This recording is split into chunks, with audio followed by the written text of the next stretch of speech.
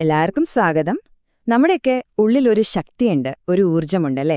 പക്ഷെ അതെങ്ങനെയാണ് ഏറ്റവും നല്ല രീതിയിൽ ഉപയോഗിക്കാൻ കഴിയുക? ഇന്നത്തെ നമ്മുടെ ഈ ഒരു വിശകലനത്തിലൂടെ, സേവനത്തിലൂടെയും സമർപ്പണത്തിലൂടെയും നമ്മുടെ ആ ശക്തിയുടെ യഥാർത്ഥ അർത്ഥം കണ്ടെത്താൻ നമ്മൾ ഒരുമിച്ചൊരു യാത്ര തുടങ്ങാണ്. അപ്പൊ നമുക്ക് ഏറ്റവും അടിസ്ഥാനപരമായ ഒരു ചോദ്യത്തിൽ നിന്ന് തന്നെ തുടങ്ങാം, അല്ലേ? നമ്മളൊക്കെ ഒരുപാട് കഷ്ടപ്പെട്ട് കുറെ അറിവും കഴിവും ഊർജ്ജവുമൊക്കെ നേടിയെടുക്കുന്നുണ്ട്. പക്ഷെ ഇതിനൊരു ലക്ഷ്യമില്ലാതെ ഇങ്ങനെ വെറുതെ ശേഖരിച്ചു വെച്ചാൽ അതൊരു പക്ഷെ അപകടകരമായി മാറുമോ? ഇതൊരു വലിയ ചോദ്യമാണ്. ഇതിനൊരുത്തരം കണ്ടെത്താനായിട്ട് നമുക്ക് രോഹന്റെ കഥയിലേക്കൊന്ന് പോയി നോക്കാം. അപ്പോ നമ്മുടെ യാത്രയുടെ ആദ്യത്തെ ഭാഗം തുടങ്ങുന്നത് റോഹെന്നു പേരുള്ള ഒരു ചെറുപ്പക്കാരൻ നേരിടുന്ന ഒരു വലിയ പ്രശ്നത്തിൽ നിന്നാണ്.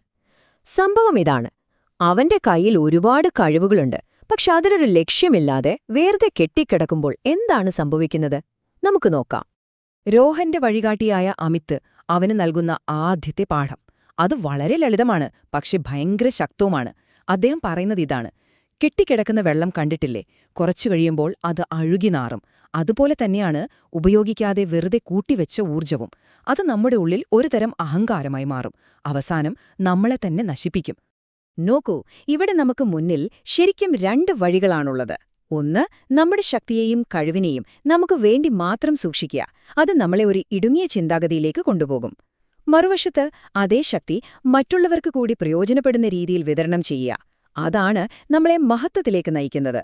ഇവിടെ വഴികാട്ടി നൽകുന്ന ഈ മുന്നറിയിപ്പ് നമ്മളൊന്ന് ശ്രദ്ധിക്കണം. ശക്തിയുടെ ദുരുപയോഗം നാശത്തിലേക്കുള്ള കവാടമാണ്.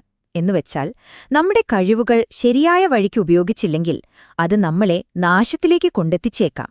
ഇത് രോഹന് മാത്രം ബാധകമായ കാര്യമല്ല, നമുക്കോരോരുത്തർക്കും ബാധകമാണ്. നമ്മുടെ ജീവിതയാത്രയിലെ വളരെ പ്രധാനപ്പെട്ട ഒരു ഓർമ്മപ്പെടുത്തലാണിത്. അപ്പോ ഇങ്ങനെയൊരു പ്രശ്നമുണ്ടെങ്കിൽ അതിനെന്താണൊരു പരിഹാരമല്ലേ? ഈ കെട്ടിക്കിടക്കുന്ന ഊർജ്ജത്തെ എങ്ങനെ നല്ല രീതിയിലേക്ക് മാറ്റിയെടുക്കാം? വഴികാട്ടി അതിനൊരു വഴിയാണ് പറഞ്ഞുകൊടുക്കുന്നത്. ഒരു വിപ്ലവകരമായ ചിന്താരീതി, നമുക്ക് പ്രതീക്ഷ നൽകുന്ന ഒന്ന്. അതാണ് ഈ വിചാരവിപ്ലവം. എന്താണിതെന്നല്ലേ?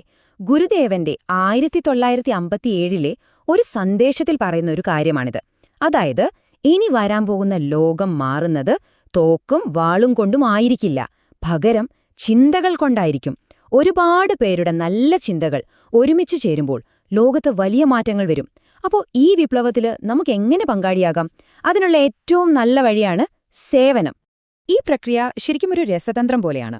നോക്കൂ, 3 ഘട്ടങ്ങളുണ്ട്. ആദ്യം നമ്മൾ തപസ്സുപോലെ കഠിനാധ്വാനം ചെയ്ത് കഴിവുകൾ നേടുന്നു. അടുത്തതായി ആ കഴിവുകൾ ഉപയോഗിച്ച് നിസ്വാർത്ഥമായി മറ്റുള്ളവരെ സേവിക്കുന്നു. അവസാനം അതിൽ നിന്ന് നമുക്ക് കിട്ടുന്നത് ഒരിക്കലും തീരാത്ത ശാശ്വതമായൊരു ആനന്ദമാണ്. അമിത് പറയുന്ന പോലെ നമ്മുടെ കഠിനാധ്വാനത്തെ ആനന്ദമാക്കി മാറ്റുന്ന ഒരു മാന്ത്രിക വിദ്യയാണ് ശരിക്കും ഈ നിസ്വാർത്ഥ സേവനം.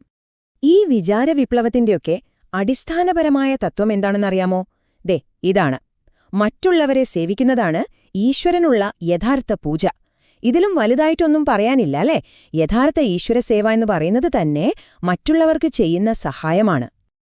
അപ്പോ രോഹന് കിട്ടിയ ഈ ഉപദേശം ഇന്നോ ഇന്നലെയോ ഉണ്ടായ ഒന്നല്ല, ഇതിനു വളരെ പഴക്കമുണ്ട്. ഈ ഒരു തത്വചിന്തയുടെ വേരുകൾ എവിടെയാണെന്ന് നമുക്ക് നോക്കാം. നമുക്ക് കാലം ഒരുപാട് പുറകോട്ടു പോകാം, 1957 അന്നത്തെ ആ മഹത്തായ സന്ദേശത്തിലേക്ക് നമുക്കൊന്ന് ശ്രദ്ധിക്കാം. ആ സന്ദേശത്തിന്റെ ഹൃദയം ഇവിടെയാണ് തുടങ്ങുന്നത്. സാധനയുടെ അടുത്ത ഘട്ടം പരമാർത്ഥമാണ്. എന്നുവെച്ചാൽ നമ്മൾ സ്വയം നന്നാവാനും വളരാനും ശ്രമിക്കുന്നതിന്റെ അടുത്ത സ്റ്റെപ്പ് എന്താണ്? അത് പരോപകാരമാണ്. അതായത്, നമ്മുടെ കഴിവിന്റെ ഒരു ഭാഗം സമൂഹത്തിന്റെ നല്ലതിനു വേണ്ടി കൊടുക്കുക. അതിനുള്ളൊരു ആഹ്വാനമാണിത്. ആ സന്ദേശം തുടരുകയാണ്: സമയത്തിന്റെയും കഴിവിന്റെയും ദാനമാണ് യുഗധർമ്മം.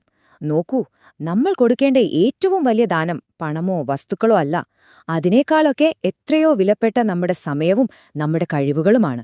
അതാണ് ഈ കാലഘട്ടം നമ്മളോട് ആവശ്യപ്പെടുന്നത്. ഈ സന്ദേശത്തിലെ ഏറ്റവും ശക്തമായ, നമ്മളെ ഇരുത്തി ചിന്തിപ്പിക്കുന്ന ഒരു വരിയാണിത്. ദൈവത്തിന്റെ സന്നിധിയിൽ നിങ്ങൾ എന്ത് സമ്പാദിച്ചു എന്നല്ല ചോദിക്കുക, മറിച്ച് എത്ര പേർക്ക് നിങ്ങൾ താങ്ങായി എന്ന് ചോദിക്കും. ആലോചിച്ചു നോക്കൂ, നമ്മുടെ ജീവിതത്തിന്റെ വിലയിരുത്തൽ വരുന്നത് നമ്മുടെ ബാങ്ക് ബാലൻസ് നോക്കിയല്ല, പകരം നമ്മൾ കാരണം എത്ര പേർക്കൊരു ആശ്വാസം കിട്ടിയെന്ന് നോക്കിയാണ്. അപ്പോ ഈ പുരാതന ജ്ഞാനത്തിൽ നിന്ന് നമുക്ക് കിട്ടുന്ന ഏറ്റവും പ്രധാനപ്പെട്ട പാഠമെന്താണ്? വളരെ ലളിതമാണ്: പരോപകാരം. അത് തന്നെയാണ് ജീവിതത്തിന്റെ യഥാർത്ഥ സാരം. ശരി, ഇത്രയും കാര്യങ്ങൾ കേട്ടപ്പോൾ രോഹന് എന്ത് സംഭവിച്ചു? ഈ അറിവ് അവനെ എങ്ങനെയാണ് മാറ്റിമറിച്ചത്? അതുപോലെ നമുക്കിത് എങ്ങനെ ജീവിതത്തിൽ പ്രാവർത്തികമാക്കാം? നമുക്ക് നോക്കാം. വെറുതെ കേട്ടിരുന്ന പോരല്ലോ, ഇനി പ്രവൃത്തിയിലേക്ക് കടക്കാം. അങ്ങനെ വഴികാട്ടി രോഹനോട് അവസാനമായി ഒരു കാര്യം ആവശ്യപ്പെടുകയാണ്. ഒരു പ്രതിജ്ഞയെടുക്കാൻ, ഒരു ദൃഢനിശ്ചയം. എന്താണെന്നല്ലേ? തന്റെ ബുദ്ധിയും സമയവും സ്വാധീനവുമെല്ലാം ഇനി മുതൽ മറ്റുള്ളവരുടെ നല്ലതിനു വേണ്ടി ഉപയോഗിക്കുമെന്ന ഒരു ഉറച്ച തീരുമാനം. അതിന് പ്രചോദനമായിട്ട് പറയുന്നൊരു കാര്യമുണ്ട്. സങ്കല്പം തന്നെയാണ് സിദ്ധി. എന്നുവെച്ചാൽ നമ്മളൊരു നല്ല കാര്യത്തിനായി മനസ്സുകൊണ്ട് ഉറച്ചു തീരുമാനിക്കുന്ന ആ നിമിഷം തന്നെ നമ്മൾ വിജയിച്ചു കഴിഞ്ഞു. ആ തീരുമാനം തന്നെയാണ് വിജയത്തിലേക്കുള്ള ആദ്യത്തെ ഏറ്റവും വലിയ ചുവടുവെപ്പ്. അപ്പോ ഈയൊരു യാത്രയിൽ നിന്ന് നമുക്ക് കൂടെ കൊണ്ടുപോകാൻ പറ്റുന്ന പ്രധാനപ്പെട്ട പാഠങ്ങൾ എന്തൊക്കെയാണ്? നമുക്ക് ചുരുക്കി പറയാം. ഒന്നാമത്തെ കാര്യം, നമ്മൾ നേടിയെടുക്കുന്ന ഊർജം കെട്ടിക്കിടക്കാനുള്ളതല്ല, അത് പൊതുനന്മയ്ക്കായി ഒഴുകണം. രണ്ടാമത്തേത്, സമൂഹത്തിലൊരു മാറ്റം വരണമെങ്കിൽ അത് നമ്മളിൽ നിന്ന് തന്നെ തുടങ്ങണം. മൂന്നാമതായി, നമ്മൾ കൊടുക്കേണ്ട ഏറ്റവും വലിയ ദാനം നമ്മുടെ സമയവും കഴിവുമാണ്. ഇനി നാലാമത്തെയും ഏറ്റവും പ്രധാനപ്പെട്ടതുമായ കാര്യം, ഈ സേവനത്തിൽ നിന്ന് നമുക്ക് കിട്ടുന്നൊരു സംതൃപ്തിയുണ്ടല്ലോ, അതാണ് നമ്മുടെ ആത്മാവിന് കിട്ടാവുന്ന ഏറ്റവും വലിയ സന്തോഷം. അപ്പോ ഞാനിവിടെ നിർത്തുമ്പോ ഒരു ഉത്തരം തന്നുകൊണ്ടല്ല, മറിച്ച് നിങ്ങളുടെ മുന്നിലേക്ക് ഒരു ചോദ്യം വെച്ചുകൊണ്ടാണ് നിർത്തുന്നത്. ഈ അറിവ് ഒരു ദീപശിഖ പോലെയാണെങ്കിൽ അതിപ്പോ നിങ്ങളുടെ കൈകളിലാണ്. ഇനി നിങ്ങൾ തീരുമാനിക്കണം, നിങ്ങളുടെ കയ്യിലുള്ള ഈ ദീപശിഖ കൊണ്ട് ഇന്ന് ഏത് വിളക്കാണ് നിങ്ങൾ തെളിയിക്കാൻ പോകുന്നത്.